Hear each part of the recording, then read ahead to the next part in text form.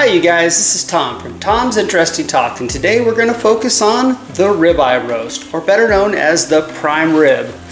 You know, this is what you're going to get during the holidays, Christmas, Thanksgiving, and of course the holiday that just came and passed, which is Easter. You'll see these prime ribs or ribeye roasts on sale at the store. And of course nowadays everybody's charging to slice these prime ribs or slice these ribeye roasts into steaks. Today I'm going to teach you how to do that.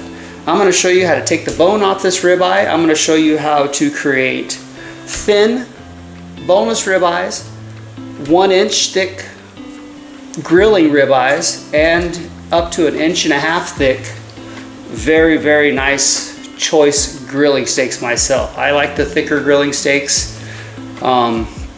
just because I feel like you get a better cook, nice sear on the outside. I think it's just a better eating experience having a little thicker piece of meat rather than a thin piece of meat. That's just my opinion personally. Let me take a minute and tell you about my background. I am actually a butcher by trade. I've worked for quite a few companies. Got started in the 90s cutting meat for Safeway, worked for Bash's for a bit, and currently work for Fry's. I've been cutting meat a long time, and I've had the same questions each and every year, and I'm going to try to answer some of those questions for you because I feel like they're critical questions, and they're things that people just don't know anymore that they can do with this piece of meat rather than just put it in the oven and cook it for Christmas dinner.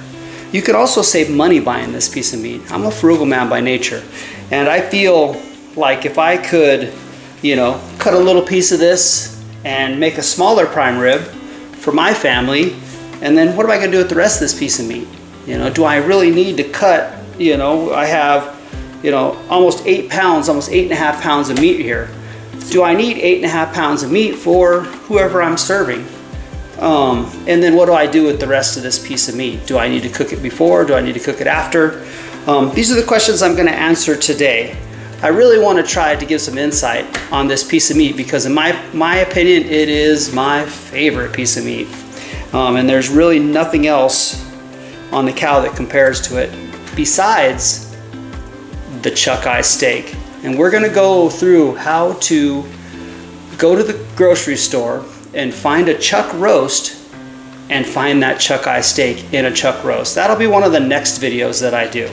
But for right now, we're going to start going through the prime rib roast or the ribeye roast. I say prime rib and prime rib roast because, you know, people get that mistaken all the time. The prime rib nowadays is not a prime piece of meat.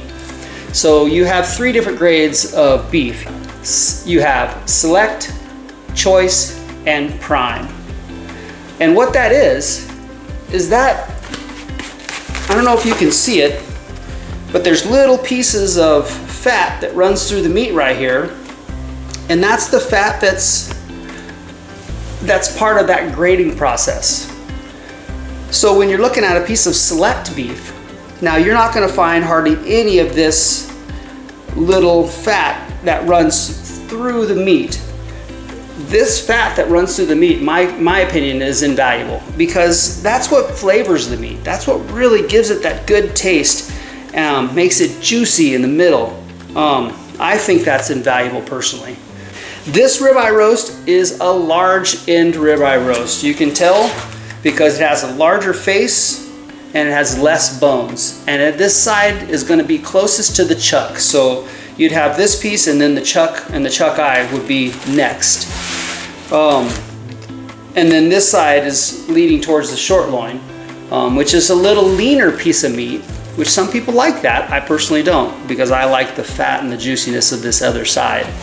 But then you'd want the small side, which is closer to the short loin, closer to the New York strip, and a lot leaner, but with a little more bone. So you're gonna, with that leanness comes a little more bone. With maybe a little fattier side, you get a little less bone, in my opinion, a little more meat for your dollar. So I've considered how to cut this up for you guys. There's so many different ways. You know, I've been doing this so long. I take a piece of meat like this at work and, you know, I pull the back ribs off of it, which I'm going to show you how to do. I might pull, you know, say my counter needs 2 or 3 ribeyes. You know, I would cut a couple ribeyes off of this on the bone saw. And then I'd bone the rest of this out. Take the back rib off. You could split the back rib, do individual ribs, and then you could cut boneless ribeyes off of the rest of this piece of meat. So it just depends on what you want. I think today, for today's purposes, I'm going to pull the backbone off this thing, or the back rib off of this thing, and then I'm going to show you some different thicknesses of boneless ribeye that we can produce from this piece of meat. And I think that's what we're going to do today. But while I'm demonstrating on how to take the back rib off, I'm going to show you how to make out of this, which doesn't have the extended rib. Remember, the back rib for this thing is gigantic. It usually extends out to here, and that's where you see the tomahawk steak. But what we could do with this piece of meat, if you really want to impress your guests, is you could French style this thing. And I'll show you at least how to basically do that as I'm taking the backbone off. We're also going to marinate today. I have a classic marinade that I like to do for my ribeye steaks. Some people are naturalists, you know, they love the taste of just the meat. You know, they love the juiciness of it, the way the fat tastes and all those things, and that's fine. You know, I have no issues with that whatsoever, but I personally like this meat flavored with a nice spicy, salty, peppery kind of flavor, and that's what I'm going to produce today. And I'll show you how I do that and how I put that marinade together as well. You guys, let's get at this. Okay, we're going to take our large end ribeye and we are going to start to produce it. Knife sharpening techniques. This is just a steel, just a good old-fashioned steel, 20-degree angle to make sure and get the little burrs off your micro edge, you know, of your blade and help sharpen up that knife. I'm going to do this with just a standard, this is just a Cuisinart standard straight knife. You know, I'm not going to use my butcher knives because I don't think you guys have a set of butcher knives at home. Not everybody does, you know. And then this is just a basic knife, and I'm going to show you with just a basic knife we can get this thing broke up, cut, and man, make some beautiful steaks to put on the grill. You know, marinate it up, and they're going to be gorgeous, and they're going to impress any guest or just your family. They'll be like, wow, wow. Okay, I use a sliding out stroke when I'm doing my steeling. You know, you can do the whole going towards you. If you're not super practiced at this, you know, this can be dangerous. You could come down and hit your hand. You could come down and slice your knuckles. You could come down and hit yourself, you know, in the belly. And I've just found over the years when I'm trying to produce at work and it's, you know, I'm just doing things really fast and I need to get a nice edge on my blade. Just going out and away from you is always the safest bet, in my opinion, when it comes to steeling. Remember, 20% grade. So that's 20% from the steel to the back of that knife. You need it up so that you can create a nice, good cutting edge on your knife. So we're just gonna go, and then, you know, you can be a little bit off, but it's hard for me to go slow. I'm used to going fast. So we'll get this thing sharpened up just a little bit. Hear that nice ting sound? That means the steel, in my opinion, is good. Anytime you hear that, I find that steel has that nice ring to it when it's hitting the steel. Seems like it holds the edge of the blade better for longer, in my opinion. And when you're producing in a meat shop and you're cutting each and every day, you know, the longer that edge will stay nice and sharp, the better. So let's get this packaging opened. Today I am not using a cutting glove. When I'm at work, I use a cutting glove every single day. I would suggest if you're new at this and you're not the best with knives, you know, the cutting glove is invaluable so that you don't cut any of your fingers. Just get this thing unpackaged. One thing you gotta remember about meat, you can always wash your hands. Don't worry about it. Don't worry about it. I've washed my hands before this. And everything will be fine bacteria wise. A little bacteria is kind of good with meat. It's going to help break down the grains, and it's going to help to make that a better eating experience. This prime rib in particular, I've had this in the refrigerator for a few days now. And you can always tell when it's been in the fridge for a few days, or it's got a little bit of age to it, because this fat starts to discolor. It turns a little bit greenish, has a little bit of a hue to it. There's nothing wrong with that at all. I might even just have a little tiny bit of odor, which is okay, just a little bit, not too much, not too strong. If it's really, really brown and it has a strong odor to it, sometimes, meat's a lot like cheese, where you can actually slice the dry stuff off of it. You can do that with meat. Okay, I'm not saying that you should do that all the time, but if you slice into that piece of meat and you see like a brown hue or a green hue around the meat, you can slice that away and get past that green hue.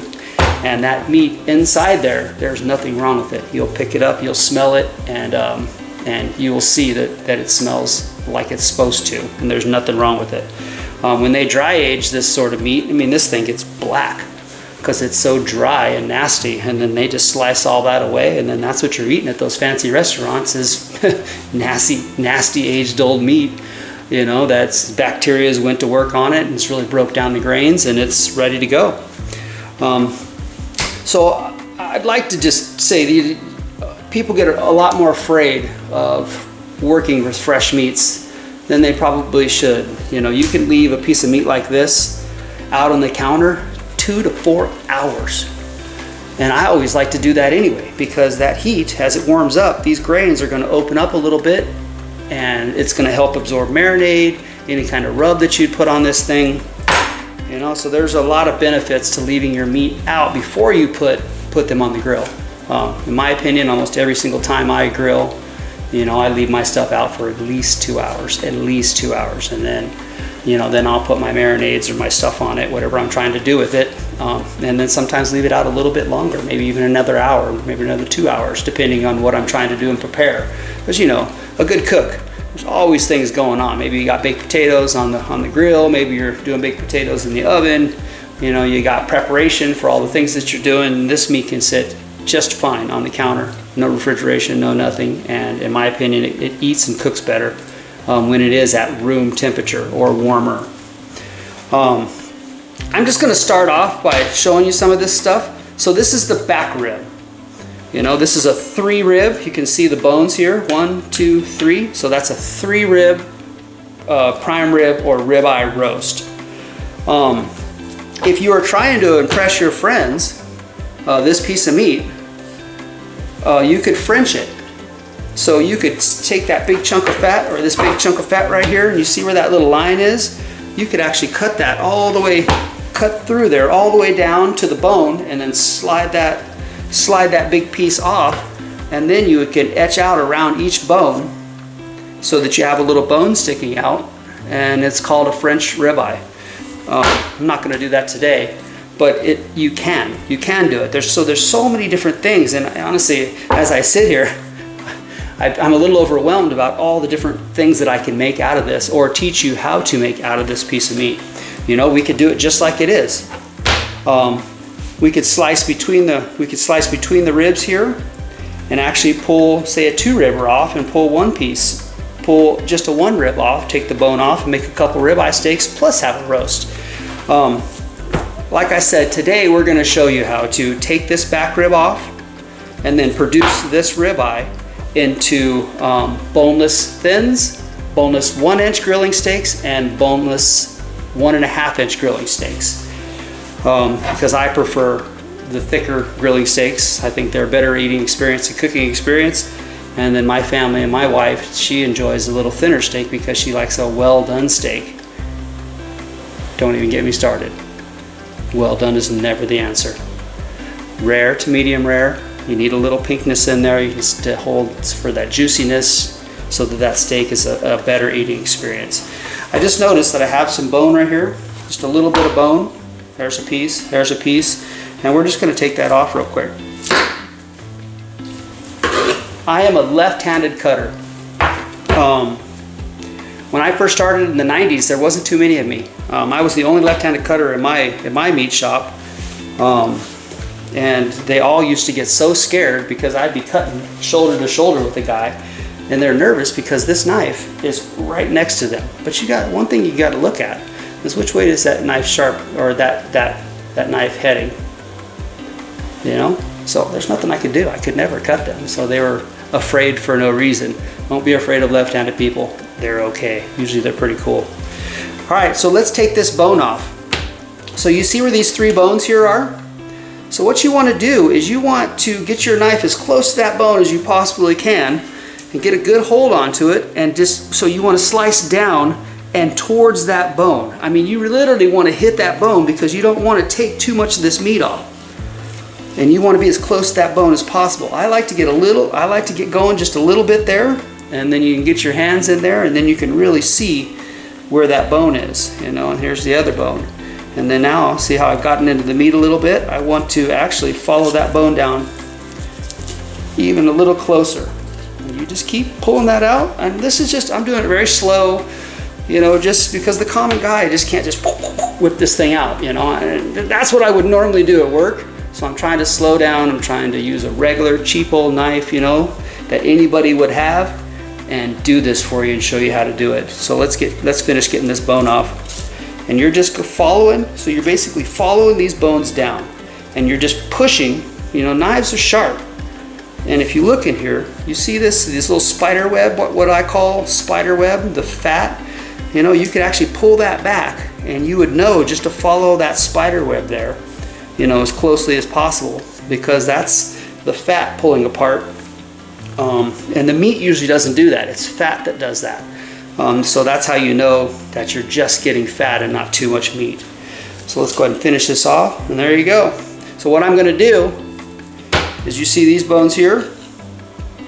So what I'm going to do, I'm going to just take that up. Now it's all the way almost off that piece of meat, and I'm just going to go right underneath these bones and just cut that back rib off. And you just, so it's a little bit of an up and down motion as you're going in and out of these bones. But you're just trying to follow those bones. If you hit a little bone, then just slide down and back around. Voila, that is a back rib, a beef back rib, right there. And we'll cut that up, and I'll show you some things to do with that here in just a moment. So this is a good amount of fat. I mean, there's not much here. I wouldn't cut much more off of this, personally. I'm gonna just take a little bit of this fat off the edge, which I like to call the tail, or it is the tail. You know, and we'll just throw that off to the side, and that's just waste, unfortunately. I'm going to take just a little of this end off as well. Voila, just like that. This knife, I don't know, now that I'm using it and my hands are starting to get a little oily, you'll notice that it'll try to slip out of your hand. That's some of the issue with using just a regular kitchen knife, is it's very hard to grip. You know, when you use true butcher's knives like Forstner, you know, or Dexter Russell, you know, those sorts of knives that are made for that, they have those nice plastic handles, you know, that are indented and things like that, and it's just good for, you know, fat and meat, and all kinds of weirdness can get down in that handle, but yet you can still grip it, you know, because there's enough surface area to grip. And that's some of the issue with using a regular knife. I'm going to compensate by putting my finger there, and that'll help me actually be able to dig into this piece of meat a little bit. You know, when you're cutting meat, you know, I always try to teach, it's more of a, you know, where when you're doing produce, it's more of a backward stroke. With meat, it's more of a forward thrust to begin, to get a good dig in there, and then back, forward thrust, back, forward thrust. So that's what we're gonna do. I'm gonna nail a couple thick cuts right now. So there's well, about right there is about 1.5 inches. So let's just nail that, go through there. Woo! Beautiful, look at that. It's a gorgeous ribeye, boneless ribeye that we bought. You know, I think this piece of meat was $6 a pound, you know, give or take. And just one of these at the grocery store is $14.99 a pound. And you just got that for $6 and were able to create that on your own, in your own kitchen. There's a nice thick cut piece of meat. So let's go ahead and I'm gonna do one thick cut off this other end right here, because I like this other end personally. So this one's going to be mine, and this next piece is going to be mine too. There's about 1.5 inches.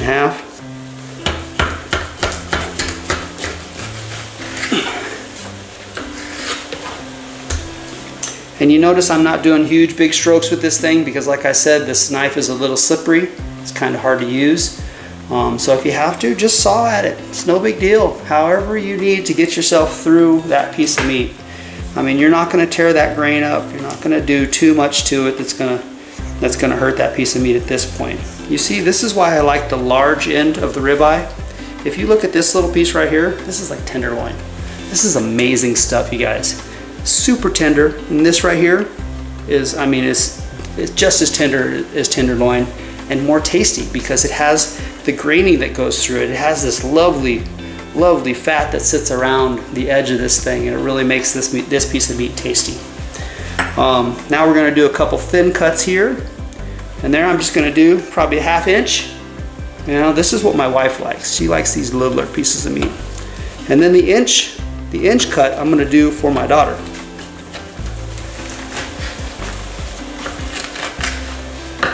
Just like that. Another little 1/2 inch one here.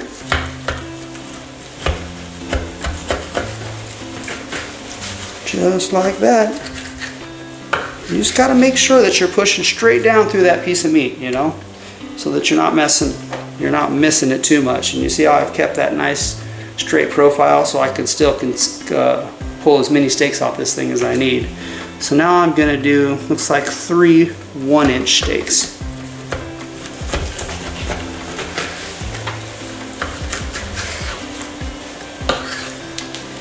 And there's a nice 1-inch steak. Very good grilling steak in my opinion. You guys, on this last steak I'm going to show you a little trick. This is between the guys and I. You know, our wives, they may like steak. Some may, some may not. But I tell you what, you produce them a heart-shaped ribeye from a piece of meat that you cut yourself. It's kind of impressive. I think they'll like it.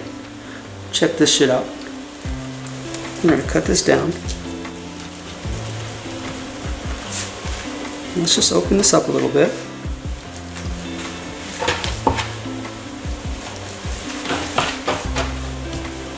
So what you got to do is take a little bit off the side here, flip that around,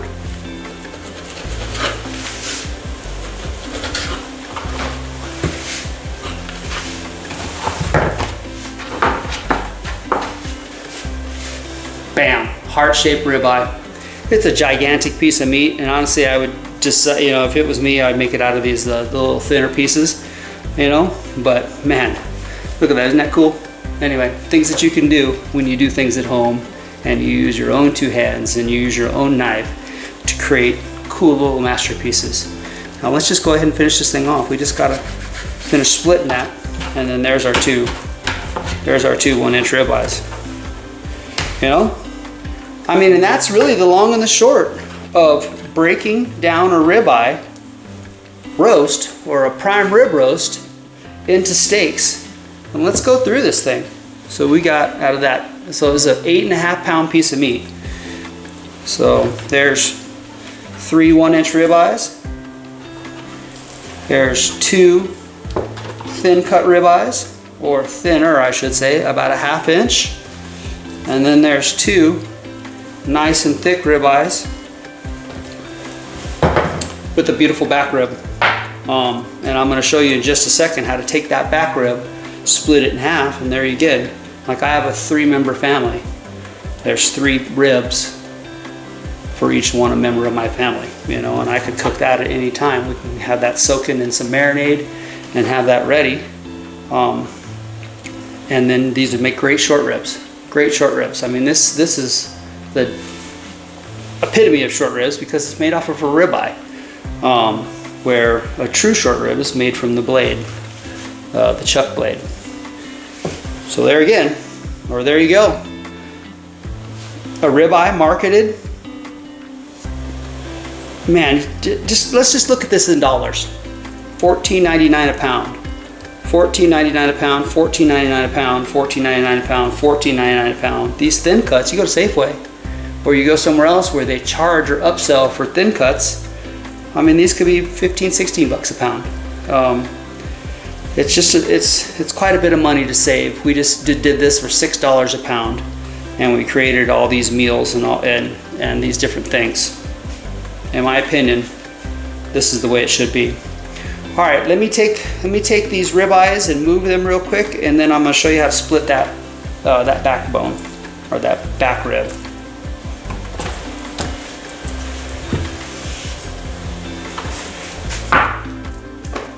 So I don't know if you can see right here. Hopefully you can. See that little space in between that joint? And you can actually get your knife in there and move it.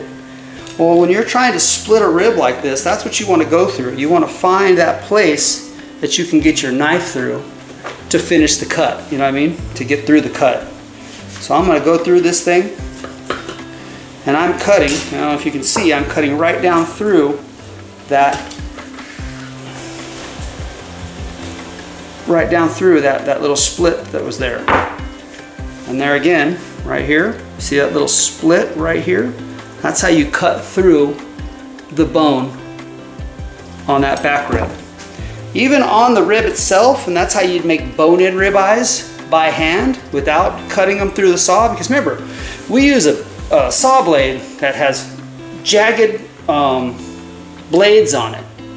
And every time it rips through that meat, it tears that grainy up, and it makes it, in my opinion, not as good of an eating experience, you know, from actually knifing it and cutting that grain off nice and clean. So let's go back down through this rib again. Here again, I don't know if you can see, right there. We're just going to split right through there. Voila.